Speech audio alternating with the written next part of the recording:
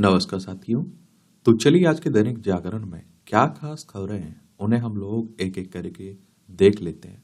और याद रखिए दैनिक जागरण का राष्ट्रीय संस्करण है, तो इसमें आप लोगों को महत्वपूर्ण खबरें ही देखने को मिलेंगी। तबले की थाप से मंत्रमुग्ध करने वाले जाकिर हुसैन नहीं रहे हैं। और जाकिर हुसैन की बात करें तो एक भारतीय तबला वादक, संगीतकार, ताल वादक, संगीत निर्माता और फिल्म अभिनेता थे। और इन्हें 4 ग्रैमी पुरस्कार भी जीते थे इन्होंने। और इनका जन्म 9 मार्च 1951 में मुंबई में हुआ था, मुंबई में, महाराष्ट्र में। और 15 दिसंबर 2024 में सैन फ्रांसिस्को, कैलिफोर्निया, अमेरिका में इनकी डेथ हो गई है। और आप देखेंगे कि इन्हें पद्म श्री 1988 में दिया गया था, पद्म भूषण 2002 में दिया गया था, पद्म विभूषण 2023 में दिया गया था और संगीत नाटक अकादमी पुरस्कार 1990 में दिया गया था। ये आप देखिए, कांग्रेस ने घोंटा था अभिव्यक्ति की स्वतंत्रता का गला। ये सीतारमण, भारतीय संविधान अंगीकार किए जाने के 75 वर्ष पूरे होने पर राज्यसभा में चर्चा की शुरुआत करते हुए वित्त मंत्री निर्मला सीतारमण ने कांग्रेस को घेरा। संविधान लागू होने के 1 वर्ष बाद ही तत्कालीन अंतरिम सरकार द्वारा किए गए पहले संविधान संशोधन को उन्होंने अभिव्यक्ति की स्वतंत्रता का गला घोंटने वाला बताया। इस समय आप देख रहे हैं कि खूब बातें हो रही है ना संविधान पर। संविधान का जनक किसे कहते हैं? भीमराव अम्बेडकर साहब को। और संविधान का पिता भी कहते हैं उन्हें। और आप देखिए 26 नवंबर 1949 में अंगीकार हुआ था ना, तो 26 नवंबर को आप लोग संविधान दिवस मनाते हैं। 26 जनवरी 1950 में पूरी तरह से संविधान आ चुका था। हम लोग गणतंत्र के रूप में स्थापित हो चुके थे, इसीलिए 26 जनवरी को हर साल गणतंत्र दिवस के रूप में मनाते हैं। उत्तराखंड में समान नागरिक संहिता नियमावली के प्रारूप में होगा बदलाव। उत्तराखंड में समान नागरिक संहिता यानी कि यूसीसी की नियमावली बनाने का कार्य चल रहा है। शासन नियमावली बनाने के लिए गठित समिति के ड्राफ्ट का अध्ययन कर रहा है। और 424 पृष्ठों की इस नियमावली में कई प्रावधान ऐसे हैं जो केंद्रीय नियमों का दोहराव है।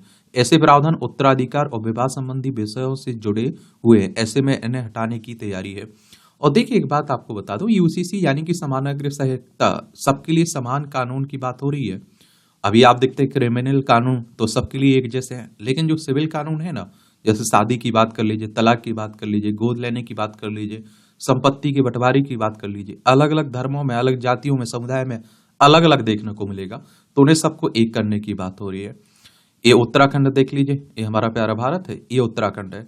देहरादून इसकी राजधानी देखने को मिल जाएगी। 9 नवंबर सन 2000 में से उत्तर प्रदेश से अलग करके राज्य बनाया गया था। इसकी सीमा हिमाचल प्रदेश, उत्तर प्रदेश से लगती है और अंतर्राष्ट्रीय सीमा चाइना और नेपाल से लगती है। यहाँ के राज्यपाल की बात करें तो आप देखिए, गुरमीत सिंह यहाँ के राज्यपाल हैं। पुष्कर सिंह धामी यहाँ के मुख्यमंत्री हैं। विधानसभा में 70 सीटें हैं, राज्यसभा में 3 सीटें हैं, लोकसभा में 5 सीटें हैं। 53,483 वर्ग किलोमीटर में फैला हुआ है आपका उत्तराखंड। मस्जिद में जय श्री राम कहना अपराध कैसे?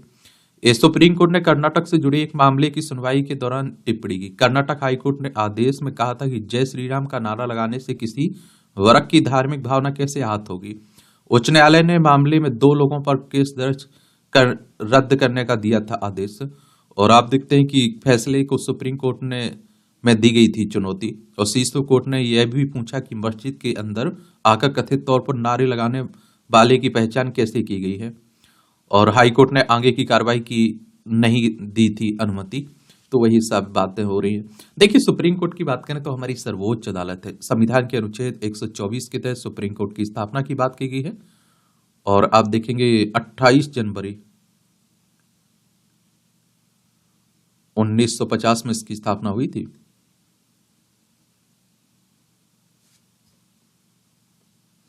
और कर्नाटक देखना है तो देख लीजिए, एक कर्नाटक है, बेंगलोर इसकी राजधानी देखने को मिल जाएगी आपको। और इसकी सीमा गोवा, महाराष्ट्र, तेलंगाना, आंध्र प्रदेश, तमिलनाडु, केरल से लगती है। और बेंगलोर में ही तो इसरो का क्वार्टर है, अंतरिक्ष हमारी एजेंसी है ना उसका, जिसकी स्थापना 15 अगस्त 1969 में हुई थी। बेंगलोर में क्या है, हेडक्वार्टर। और इसे 1 नवंबर 1956 में राज्य बनाया गया था। थावरचंद गहलोत यहाँ के राज्यपाल हैं। मुख्यमंत्री सिद्धरमैया हैं। विधानसभा में आप देखिए 224 सीटें हैं। विधान परिषद है जिसमें 75 सीटें हैं। राज्यसभा में 12 सीटें हैं। लोकसभा में 28 सीटें हैं। 1,91,791 वर्ग किलोमीटर में फैला हुआ है आपका कर्नाटक। ये संभल में मिली मूर्तियों की एएसआई करेगा जांच। अभी आप देखते हैं कि उत्तर प्रदेश के संभल में जो एक मंदिर और मूर्तियां मिली ना, उन्हीं की बात हो रही है। एएसआई नहीं, यानी कि भारतीय पुरातत्व सर्वेक्षण की बात की जा रही है। इसकी स्थापना कब हुई थी? 1861 में। ये आप देखिए, चलिए, ये है उत्तर प्रदेश। उत्तर प्रदेश का एक जिला है संभल। लखनऊ इसकी राजधानी उत्तर प्रदेश की देखने को मिलेगी। अंतर्राष्ट्रीय सीमा नेपाल से लगती। राज्यों में बिहार, झारखंड, छत्तीसगढ़, मध्य प्रदेश, राजस्थान, हरियाणा, हिमाचल प्रदेश, उत्तराखंड और दिल्ली। 8 राज्यों से लगती है और 1 केंद्र शासित प्रदेश से लगती है। विधानसभा में 403 सीटें हैं। विधान परिषद है जिसमें 100 सीटें हैं। राज्यसभा में 31 सीटें हैं। लोकसभा में 80 सीटें हैं। योगी आदित्यनाथ यहाँ के चीफ मिनिस्टर, मुख्यमंत्री हैं और गवर्नर हैं यहाँ की आनंदीबेन पटेल। और यहाँ का क्षेत्रफल है 2,43,246 वर्ग किलोमीटर में फैला हुआ है। 2,43,286 वर्ग किलोमीटर में फैला हुआ है उत्तर प्रदेश आपका। नेहरू के पत्रों में ऐसा क्या था जिसे छिपा रही है कांग्रेस? भाजपा कह रही 2008 में सोनिया गांधी ने अपने घर मंगवा ली थी प्रधानमंत्री संग्रहालय में रखी चिट्ठियां। वही बातें हो रही हैं, अब देख लीजिए। और आप देखेंगे कि पात्रा साहब कह रहे कांग्रेस के, वो है ना, वर्ष 1964 में दिल्ली की 3 मूर्ति मार्ग पर स्थित जवाहरलाल नेहरू संग्रहालय और पुस्तकालय, अब प्रधानमंत्री संग्रहालय में भारत की प्रधानमंत्री से जुड़ी ऐतिहासिक सामग्रियां सजोई गई थी। प्रधानमंत्री संग्रहालय का प्रबंधन प्रधानमंत्री स्मारक ट्रस्ट की 29 सदस्य की टीम के अधीन है।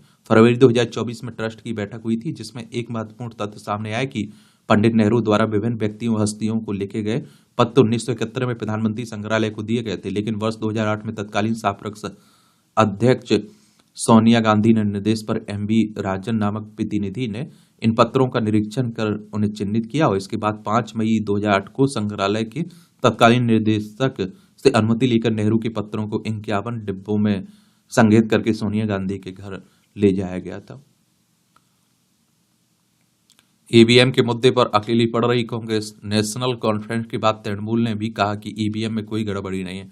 कांग्रेसी आरोप निराधार है। तृणमूल कांग्रेस सांसद अभिषेक बोले कि ईवीएम पर संदेह करने वाले बताएं कि हैक कैसे किया जा सकता है।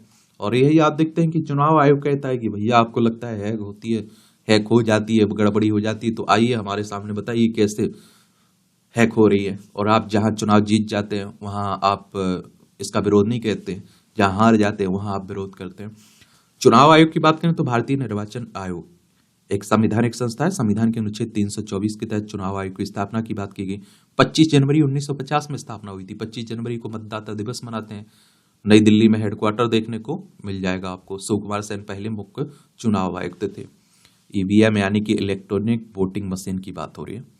सुप्रीम कोर्ट में ने वायु प्रदूषण से सुनवाई का बढ़ाया दायरा। दिल्ली समेत एनसीआर में वायु प्रदूषण के मुद्दे पर सुनवाई कर रहे सुप्रीम कोर्ट ने इसका दायरा बढ़ा दिया है। कोर्ट ने सोमवार को कहा कि प्रदूषण देशव्यापी समस्या है, इसलिए वह एनसीआर के अलावा अन्य शहरों के प्रदूषण पर भी सुनवाई करेगा।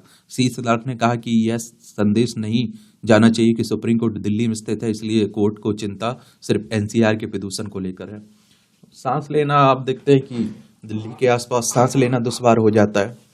श्रीलंका में भारत विरोधी गतिविधियों के लिए स्थान नहीं है, दिशानायकी कह रहे हैं। श्रीलंका के राष्ट्रपति अनुराग कुमार दिशानायकी ने पीएम नरेंद्र मोदी को आश्वस्त किया है कि उनके देश की जमीन का इस्तेमाल भारत के खिलाफ किसी भी तरह की गतिविधियों के लिए करने की इजाजत नहीं दी जाएगी। उन्होंने भारत की मदद से श्रीलंका में पोर्ट और हवाई अड्डे के विकास के साथ ही पोर्ट साहित्यकुमलिका को औद्योगिक केंद्र स्थापित करने की पेशकश की है। सोमवार को पीएम मोदी दिशानायकी की अगुवाई में द्विपक्षीय वार्ता हुई है ना। ये आप देखिए, पड़ोसी है ना हमारा श्रीलंका। पाक झेलम मन्नार की खाड़ी भारत और श्रीलंका के बीच आपको देखने को मिलेगी। पुरानी और छोटी इलेक्ट्रिक कारें होंगी महंगी। जीएसटी दरों से जुड़ी फेटरमेंट कमेटी ने इस तरह के वाहनों की बिक्री पर टैक्स की दर बढ़ाने की सिफारिश की है। जैसलमेर में होने वाली जीएसटी काउंसिल की बैठक में इस सिफारिश पर लिया जा सकता है फैसला। जीएसटी 2017 में आया था ना। सस्ता हो सकता है ऑनलाइन के जरिए खाना मंगाना। GST council e commerce platform द्वारा ऑनलाइन फूड डिलीवरी पर वसूले जाने वाले कर को 18% से घटाकर 5% कर सकती है। देखते हैं क्या होती है।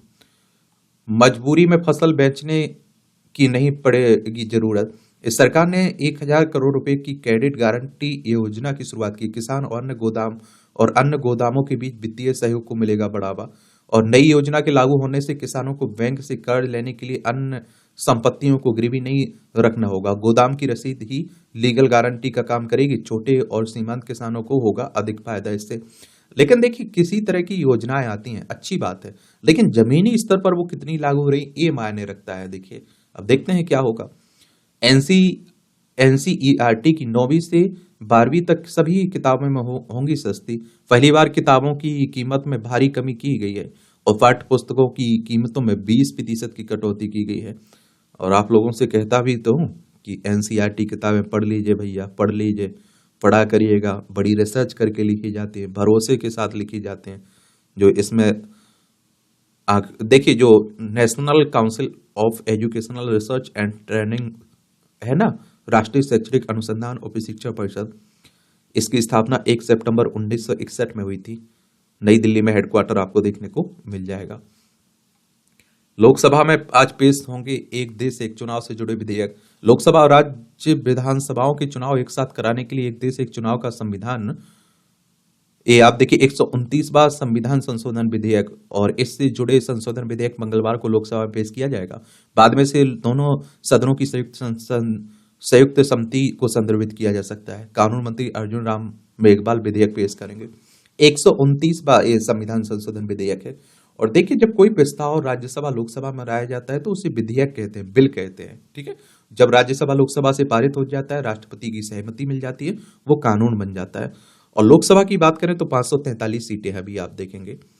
और आप देखेंगे कि इनका सदस्यों का चुनाव डायरेक्ट, अगर आप तो चुनाव आप लड़ सकते हैं।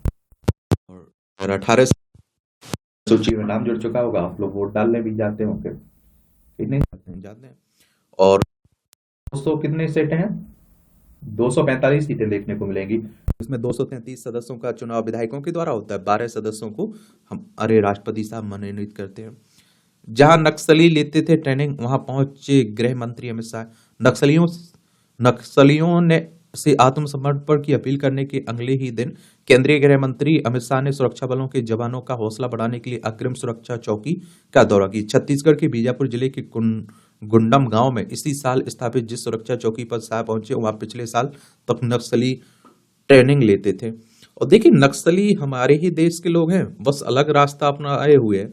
नक्सलवाद शब्द की उत्पत्ति पश्चिम बंगाल के नक्सलवाड़ी गांव से हुई थी।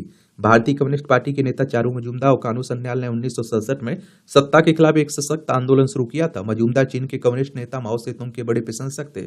इसी कारण नक्सलवाद को आप लोग माओवाद भी कहते हैं। ये आपकी राष्ट्रीय राजधानी से जुड़ी खबरें हैं। दिल्ली की बात हो रही है। विधानसभा में आप देखिए 70 सीटें हैं, राज्यसभा में 3 सीटें हैं, लोकसभा में 7 सीटें देखने को मिलेंगी। अतीसी यहाँ की चीफ मिनिस्टर हैं। केंद्र शासित प्रदेश है दिल्ली आपका। अब चुनाव होने वाला है यहाँ भी, तो यहाँ भी आप देख रहे हैं कि खूब राजनीतिक गर्मियां बढ़ने लगी हैं। फिर से सुप्रीम कोर्ट पहुंचा धर्म संसद का मामला। शीर्ष कोर्ट ने याचिकाकर्ताओं से मामले पर तत्काल सुनवाई के लिए ईमेल भेजने को कहा है। कथित धर्म संसद मामला एक बार फिर आप देखिए, उत्तर प्रदेश प्रशासन के खिलाफ दायर अवमानना याचिका में धर्म संसद के खिलाफ पुलिस प्रशासन की कार्रवाई न करने के आरोप लगाए जा रहे हैं ना, उसी।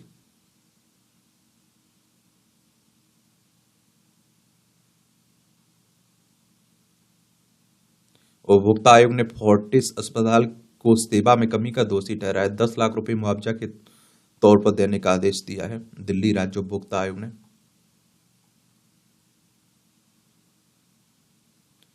कैग रिपोर्ट विधानसभा में रखने का रास्ता साफ हो गया है। एक याचिका पर जवाब दाखिल कर उपराज्यपाल ने दी कैग रिपोर्ट को मंजूरी की सूचना। विधानसभा की विशेष बैठक बुलाने का निर्देश भी दिया गया। एलजी ने सीएम को विधानसभा का विशेष सत्र बुलाने को भी कहा है। चलिए चलता है। एनसी वेव की छात्राओं को ई लाइब्रेरी सुविधा। डीयू ने 50 करोड़ रुपए की लाइब्रेरी सुविधा का किया विस्तार, दिल्ली विश्वविद्यालय ने।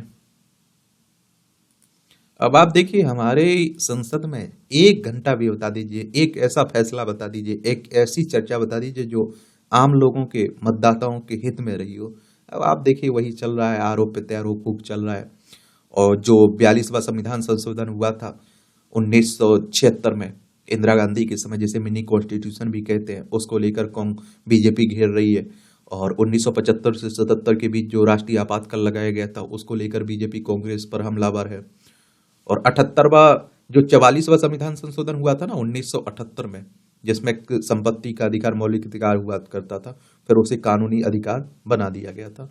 अनुच्छेद 300 में नहीं जोड़ गया, उसी की बात हो रही है। तो ये आरोप प्रत्यारोप खूब चल रहे हैं, देख लीजिए।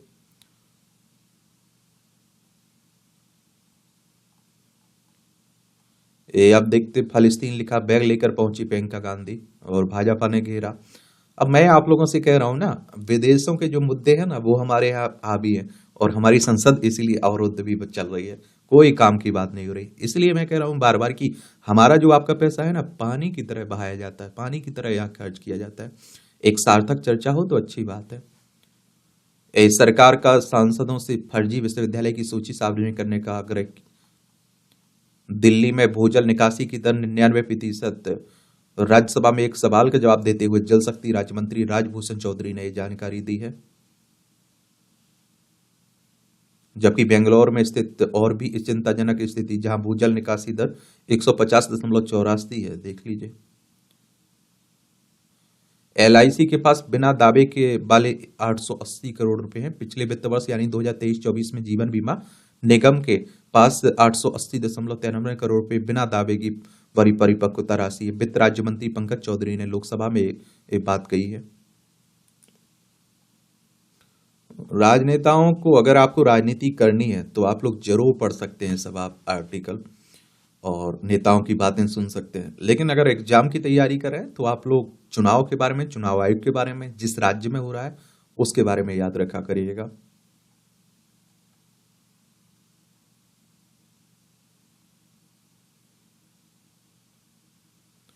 पंजाब को केंद्र सरकार की प्रस्तावित कृषि विपणन नीति अस्वीकार है। पंजाब के कृषि मंत्री गुरमीत सिंह खुड्डिया ने केंद्र सरकार की प्रस्तावित कृषि विपणन राष्ट्रीय नीति अस्वीकार कर दी है, या पंजाब सरकार की इस नीति के मसौदे पर केंद्र को अपनी प्रतिक्रिया भी नहीं भेजी है। कृषि मंत्री की अध्यक्षता में सोमवार को पंजाब कृषि विश्वविद्यालय के विशेषज्ञ, पंजाब किसान आयोग, किसान विभाग के अधिकारियों के साथ बैठक में निष्कर्ष निकाला गया कि नीति लागू करने से पंजाब का वर्तमान खरीद सिस्टम बर्बाद हो जाएगा।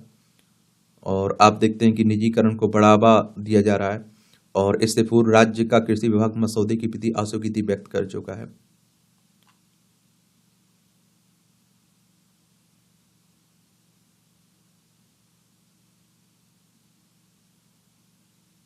हिमाचल में नए साल से सरकारी अधिकारियों को विद्युत सब्सिडी नहीं।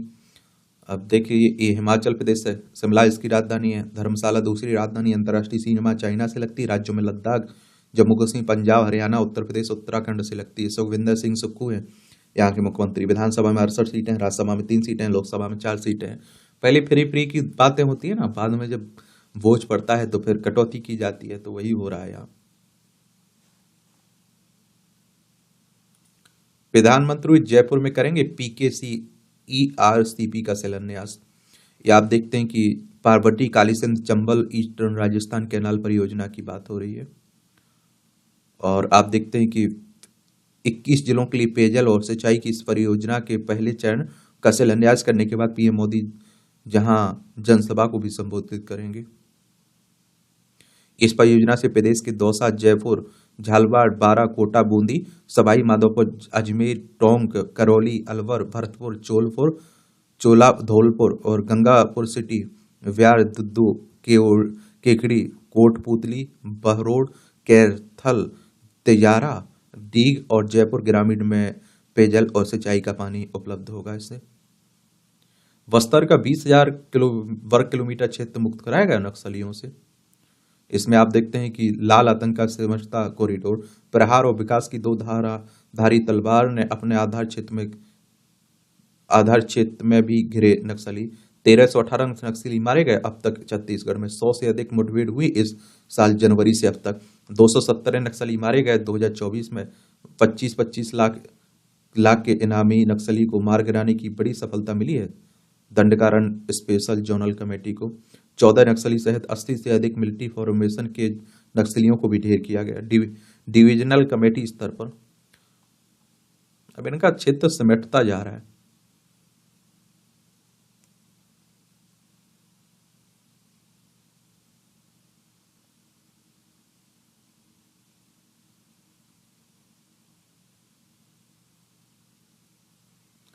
ढल्लेवाल को संक्रमण से बचाने के लिए मंच पर बनाया जाएगा शीशे का कमरा। आप देखिए, सभी फसलों पर न्यूनतम समर्थन मूल्य गारंटी कानून सहित कुछ मांगे किसानों की हैं। उनको लेकर आप देखते हैं कि भूख हड़ताल कर रहे हैं। तो वही आप देखते हैं कि लेकिन अभी तक आप लोगों देखेंगे कि अभी तक कोई चर्चा ही नहीं चल रही है सरकार की तरफ से, विपक्ष की तरफ से। आप देखिए, संसद में किसानों का मुद्दा उठाया कहाँ जा रहा है। मैं ये कह रहा हूं कि हमारे देश में सच में किसानों की बुरी स्थिति है और सबको पता है क्या समस्याएं हैं, लेकिन कौन समाधान करे। आजादी से आज तक नहीं हो पाया तो अब कौन करे। 2022 तक किसान की आय दुगनी करने की बात की गई थी, लेकिन क्या हुआ, उनकी लागत तो दुगनी हो गई। ये हकीकत बात है, इसमें कोई दोहराई नहीं है। सैनिकों का निस्वार्थ समर्पण सराहनीय है, मोदी जी कह रहे हैं। राष्ट्रपति, प्रधानमंत्री, रक्षा मंत्री ने विजय दिवस के मौके पर 1971 की युद्ध के शहीदों को आप देखते हैं कि श्रद्धांजलि दी है। और 16 दिसंबर 1971 को 90,000 से अधिक पाकिस्तानी सैनिकों के भारतीय सेना के समक्ष समर्पण करने के बाद यह दिवस विजय दिवस के रूप में मनाया जाता है।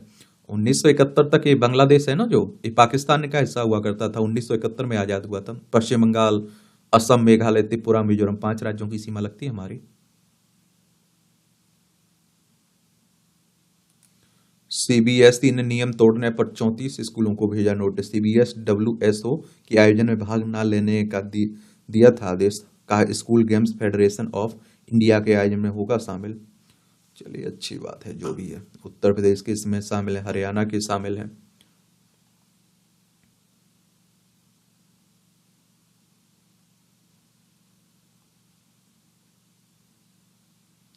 तीन करोड़ से अधिक गुजारा भत्ता दें 43 वर्ष पुराने विवाह का किया अंत। पति की आयु लगभग 69 वर्ष तो पत्नी की 73।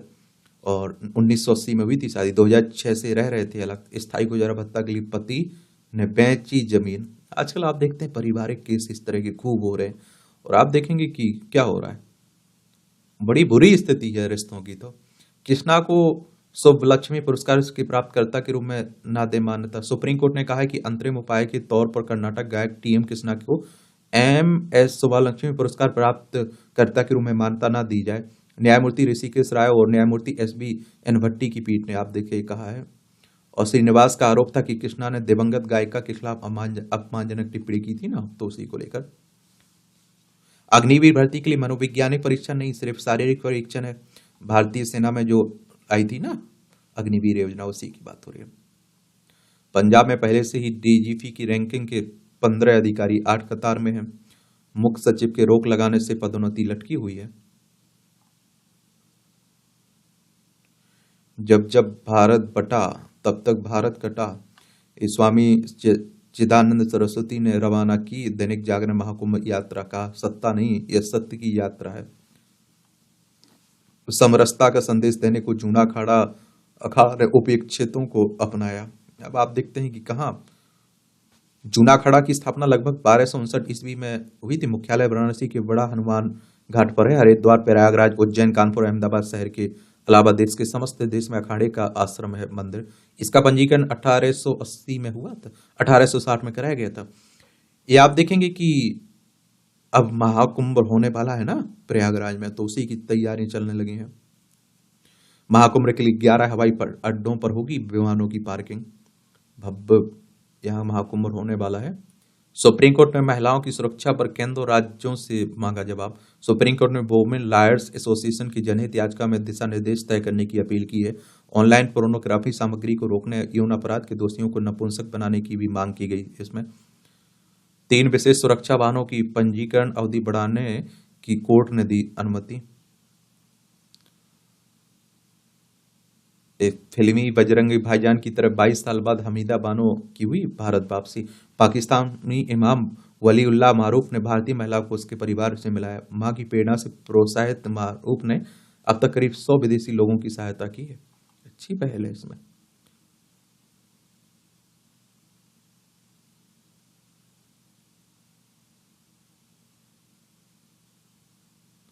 कूनों से खुशखबरी, साकेत, मादा चीता, वीरा, बड़ा शक्ति कुनबा। ये आप देखते हैं कूनू नेशनल पार्क में मध्य प्रदेश में जो आपके देखते हैं चीते लाए गए थे ना दक्षिण अफ्रीका से, नामीबिया से, उन्हीं की बात हो रही है। नारायण मूर्ति ने देश के विकास के लिए युवाओं से की कड़ी मेहनत की अपील। इन्फोसिस के संस्थापक ने दोहराई 70 घंटे काम करने की बात। कहा आकांक्षा बड़ी रखें, 80 करोड़ भारतीयों को मिलता है मुफ्त राशन। बिहार लोक सेवा आयोग ने रद्द की पटना के बापू परीक्षा केंद्र की परीक्षा। लगभग 10,000 अभ्यर्थियों को दोबारा मिलेगा अवसर। उपद्रव्य की जांच को एसपी के नेतृत्व में 2 टीमें गठित की गई हैं। पटना में एक केंद्र पर 1.25 घंटे देर से शुरू हुई थी रेलवे की परीक्षा। बहिष्कार की बात हो रही। तो आप देखते हैं हमारे यहाँ जैसे तैसे पेपर होते हैं, फिर मालूम चलता है कुछ ना कुछ गड़बड़ी हो रही है। अंधविश्वास में जकड़ा युवक निकल गया जिंदा, चूहा मौत। शादी के 15 वर्ष बना था पिता, हर सोमवार को कराता था झाड़ फूंक के लिए था एक महिला के संपर्क में। पुलिस कर रही है जांच। मैंने आप लोगों से हमेशा कहता हूं कि आप लोग ठीक है, आपको मानना है इस तरह के जाल में फंसना है, फंसिए, लेकिन आप इतना भी पागल मत हो जाइए कि पूरी तरह से आप मौत को गले लगा लें भाई। पदयात्रा से हुआ पर्यावरण का मंगल, 100 गांव हुई प्लास्टिक से मुक्त। मध्य प्रदेश के बालाघाट में ग्राम मंगल पदयात्रा के कारण 9 वर्षों में आया बड़ा सामाजिक बदलाव। पर्यावरण के प्रति बड़ी सजगता। नदी किनारे रोपित किए जाए 5,000 पौधे। कूल समझा जाने वाला ड्रग्स कल्चर है घातक, सुप्रीम कोर्ट कह रहा है हमारा। सुप्रीम कोर्ट ने ड्रग्स की तस्करी को देश के लिए बेहद घातक बनाया। साथ ही कहा कि नशीली दवाओं की लती युवाओं को खलनायक का चोला पहनाने के बजाय उनका पुनर्वास करने की आवश्यकता है। चलिए, पिछले वित्त वर्ष में अपग्रेड को 560 करोड़ का घाटा हुआ है।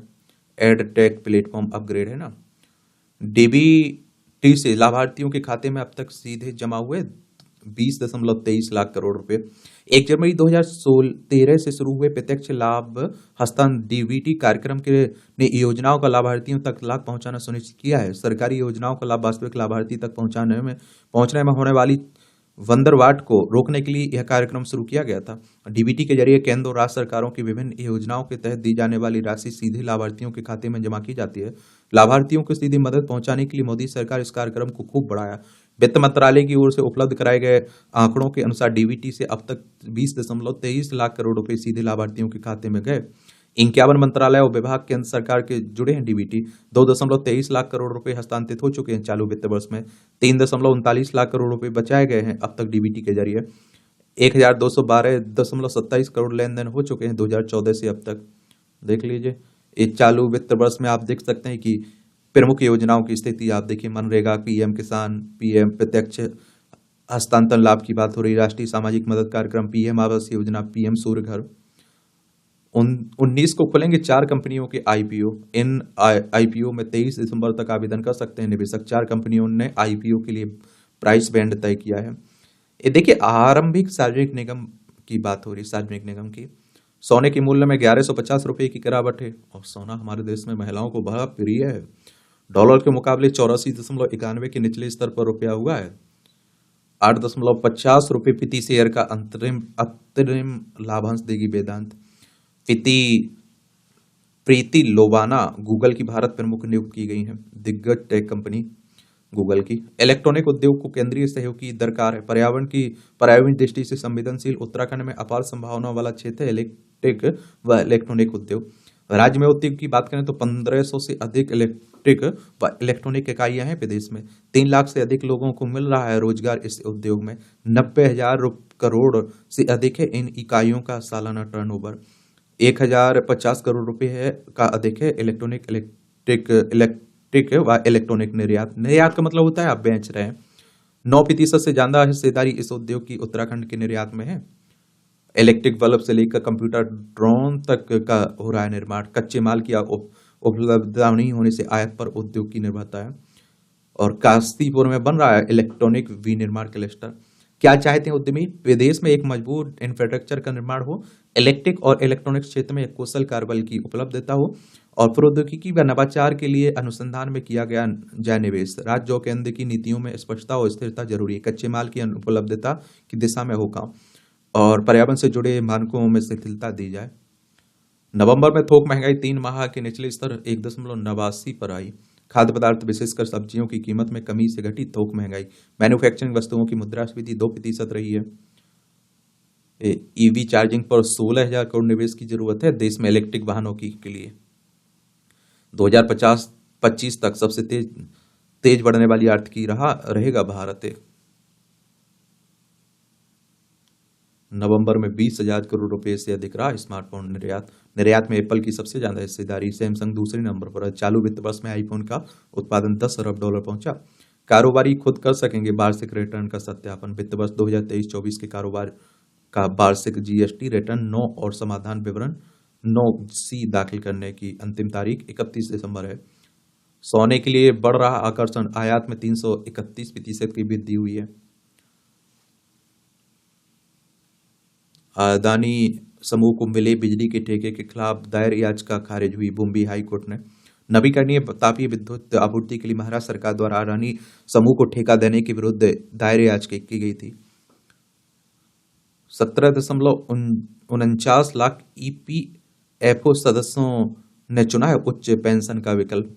सेवानिवृत्ति निधि निकाय कर्मचारी भविष्य निधि संगठन की बात हो रही है। सुप्रीम कोर्ट के फैसले के बाद मिले आवेदन, सरकार ने संसद में दी इसकी जानकारी। अर्थ इंफ्रा की 4,000 खरीदारों को राहत, एनबीसीसी ने स्वीकारा एसोसिएशन का प्रस्ताव। National buildings construction corporation limited ने अर्थ इंफ्रा की 4,000 खरीदारों को राहत देते हुए एसोसिएशन के प्रस्ताव को स्वीकार कर लिया है। Earth Tech One Association, Sapphire Association और अर्थ टाउनी, या आप देखें टाउनी वेलफेयर एसोसिएशन के पदाधिकारियों ने एनबीसीसी में 2019 में परियोजना पूरी करने के लिए संपर्क किया था। जांच में एनबीसीसी अधिकारियों ने पाया कि परियोजना पूरी करने के लिए बिल्डर या किसी पक्ष ने उससे संपर्क नहीं किया था। अब एनबीसीसी और पंजीकृत एसोसिएशन निर्माण कार्य की योजना तैयार कर संयुक्त रूप से सुप्रीम कोर्ट की अनुमति के लिए दरवाजा खटखटाएगी। श्रम सुधारों को लागू करने के लिए जल्द नियम बनाए राज्य और केंद्र शासित प्रदेश। श्रम और कपड़ा और कौशल विकास पर संसद की एक स्थायी समिति ने सोमवार को संसद में पेश की रिपोर्ट। समिति ने कहा कि 19/20 के अधिसूचित 4 श्रमिक संहिताओं अभी तक लागू नहीं किया गया है। ये आपकी अंतर्राष्ट्रीय खबर है। गाजा में अब तक 45,000 फलस्तीनियों की मौत हो गई है। स्वास्थ्य मंत्रालय ने कहा वास्तविक संख्या इससे हजारों ज्यादा है और 14 महीनों के हमलों में हजारों शव देवे हैं मलबे के नीचे। ये आप देखते हैं कि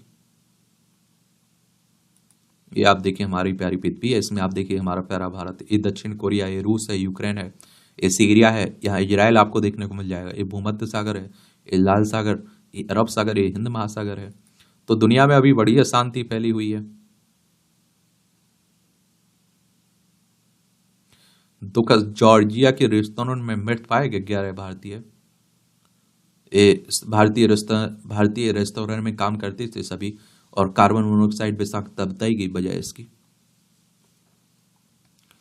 अंतरिम सरकार के प्रमुख ने कहा बांग्लादेश में 2026 के मध्य तक हो सकते हैं आम चुनाव। यूनुस प्रमुख है ना, यूनुस मोहम्मद यूनुस यही कह रहे हैं।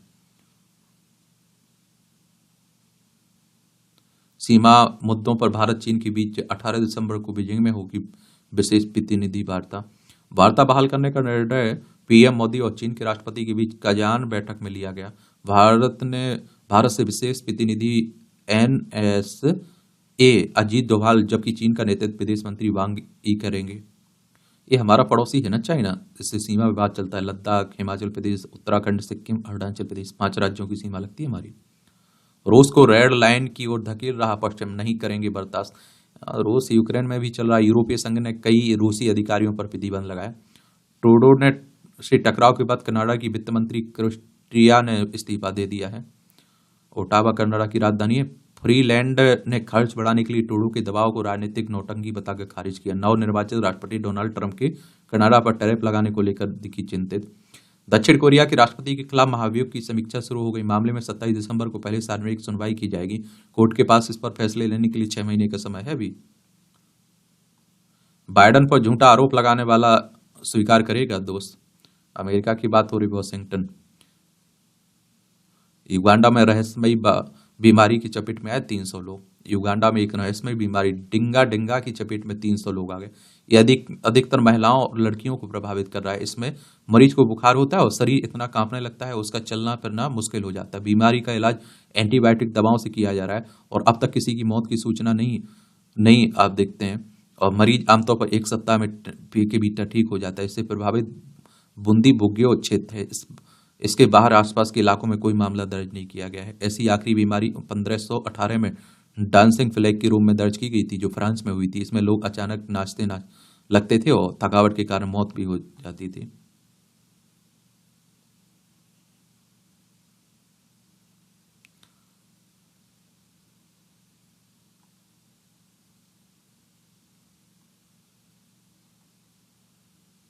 ये आप देखते हैं कि खेल से जुड़ी खबरें हैं। कमजोर भारत की कमजोर कड़ी विराट और रोहित। ऑस्ट्रेलिया के दो 445 रन के जवाब में भारत ने 51 रन पर 4 विकेट गंवाए। ब्रिस्बेन में अब वर्षा की ही बचा सकती है हार। देखिए चल रहा है। सिडनी में सचिन की ऐतिहासिक पारी से प्रेरणा लें विराट कोहली। चलिए चल रहा है। क्रिकेट को तो आप लोग पसंद करते होंगे तो देखते होंगे कायदे से। प्रधानमंत्री ने जूनियर महिला हॉकी टीम को बधाई दी एशिया कप खिताब जीतने पर। विलियमसन का शतक, इंग्लैंड को हराने से 8 विकेट दूर न्यूजीलैंड। वेस्ट इंडीज के विरुद्ध टी20 सीरीज में अजय बढ़त लेने उतरेगा भारत। चेन्नई पहुंचने पर सबसे युवा बेस्ट चैंपियनशिप का भव्य स्वागत। गुकेश ने समर्थन के लिए दिया धन्यवाद। मानसिक भावनात्मक दबाव से निपटना महत्वपूर्ण है, गुकेश कह रहे हैं, डी गुकेश। और रिया ने पहली बार जीता राष्ट्रीय निशानेबाजी खिताब। महाराष्ट्र की युवा निशानेबाजी है। गिलेस्पी से ने संवादहीनता के लिए पीसीबी को लताड़ा। एक मैनचेस्टर हुआ लाल। अमोरिम की टीम ने किया कमाल। 11 मैच सिटी ने पिछली प्रतियोगिता में मिलाकर खेले और उनमें से 8 में उन्हें हार और केवल 1 में जीत मिली। 2 लगातार मैचों में रुबेन अमोरिम की टीमों से हार हो चुकी है। पेप गार्डियोला इससे पहले स्पोर्टिंग लिस्बन ने हराया था।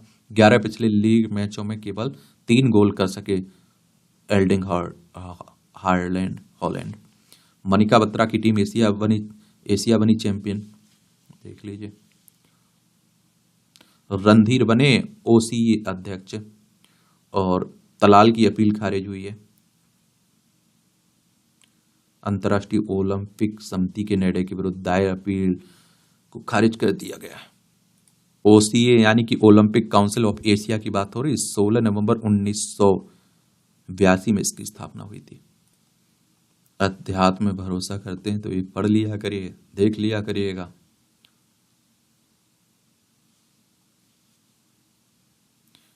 प्रायश्चित व पंचगव्य सेवन के बाद नवनियुक्त अर्चकों ने शुरू की नई पारी राम मंदिर में। कश्मीर में तापमान जमाव बिंदु से नीचे। मैदानी इलाकों में भी ठंड। अब ठंड का मौसम आ चुका है। दूतावास की तर्ज पर सभी राज्यों में कार्यालय खोलेगी राजस्थान सरकार। यहां भी आपको जनरल नॉलेज की जानकारी मिल जाती है। परीक्षा के पॉइंट से ही पॉइंट मिलते हैं। राइट बंधुओं ने फ्लायर विमान उड़ाकर रद्द दिया इतिहास। 1903 में आज ही अमेरिका के विल्बर और आर्विल राइट ने पहली बार विमान राइट फ्लावर उड़ाया था। मोटर चालित इस विमान ने 1 मिनट में लगभग आदि के 850 फीट की दूरी तय की थी और इसे विकसित करने में उन्हें 4 साल लगे थे। इससे विमान युग शुरू हुआ था। और बदला लेने के लिए भगत सिंह राजगुरु ने जॉन सैंडर्स को मारी गोली। 1928 में आज ही भगत सिंह राजगुरु ने लाला लाजपत राय की मौत का बदला लेने के लिए अंग्रेज अधिकारी जॉन सैंडर्स को गोली मारकर हत्या कर दी थी। इस मामले को लाहौर षड्यंत्र कहा गया। इसी आरोप में आप देखिए भगत सिंह, सुखदेव, राजगुरु को फांसी दे दी गई थी।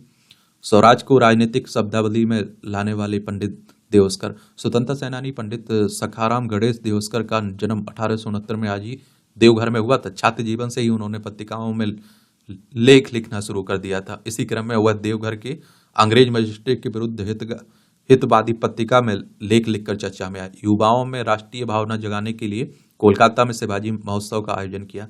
1904 में उनकी प्रसिद्ध रचना देशोर कथा प्रकाशित हुई। ब्रिटिश साम्राज्य में भारतीयों की गुलामी पर लिखी इस किताब में ही पहली बार स्वराज शब्द का प्रयोग हुआ था। उसके बाद शब्द राजनीतिक शब्दावली में आ गया। मोटापे से डायबिटीज का खतरा बढ़ने का खुला राज। फैट सेल को लक्षित कर खोजा जा सकता है डायबिटीज 2 का नया बेहतर इलाज।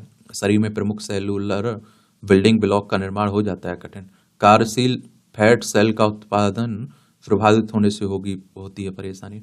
पानी के अंदर व्यापार। रूस की राजधानी मॉस्को में वर्ष में कई बार शहर के निवासी सबसे खूबसूरत असामान्य स्थानों पर शादी करते हैं। सोमवार को मॉस्क्वेरियन केंद्र में एलिना रोमन ने पानी के अंदर विवाह किया। यहाँ पहली बार किसी ने पानी के भीतर साथ जीने मरने की कसम खाई है। अच्छा, गट सेल पर प्रभाव डालने वाली दवाएं अवसाद कर सकती हैं कम। अनुसंधान कह रहे हैं रोटा वायरस वैक्सीन NICU में उपयोग के लिए सुरक्षित है। और पढ़ने से बेहतर होगी मस्तिष्क की सेहत। वाद्य यंत्र बजाना, शिल्प बनाना या दूसरों से करना भी स्मृति और सोचने की क्षमताओं के लिए फायदेमंद है। लेकिन टेलीविजन देखना, वीडियो गेम खेलने से हो सकता है नुकसान। मौज मस्ती के लिए दूसरों के घरों में घुसता था यूता। टोक्यो की बात है। ये मूवियों से जुड़ी खबरें, पढ़ना हो तो पढ़ सकते हैं, छोड़ना हो तो छोड़ सकते हैं। और इस तरह से आप देखेंगे कि आज के न्यूज़पेपर में जो महत्वपूर्ण खबरें हैं आपकी, उनकी कहानी कवर होती है। आप लोग पढ़ते रहिए, एंजॉय करते रहिए। मेरे लिए कोई सवाल हो, आप लोगों का सुझाव हो तो आप लोग बता सकते हैं। मेरी तरफ से शुभकामनाएं आप सभी को। मेहनत करिए अच्छे से। धन्यवाद।